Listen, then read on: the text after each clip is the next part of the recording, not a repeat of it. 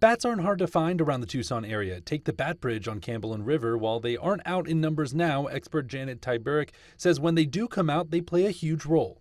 So if you're talking about a bridge colony like this behind us, where you've got tens of thousands of bats, that's an enormous amount of insects. Doing the farmers a really great service. Which is why there is such a concern about the fungus spread in Fort Huachuca. The fungus causes what's called white nose syndrome, and Game and Fish says the effect can be devastating.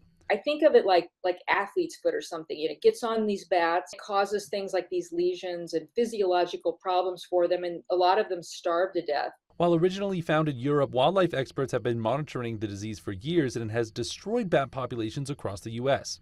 It has killed between 95 and 99% of the hibernating bats there. It's completely decimated populations of bats in the Northeast where it began. The fungus can only be spread across species which are found in caves, but there are a lot of those in southern Arizona. Cave myotis, which is the species that this fungus was found on, it's one that congregates and is found throughout the Tucson area. The good news is experts say it shouldn't affect the Mexican free-tailed bats or other species commonly found in the Tucson metro, but it doesn't mean it won't have any impact on the population.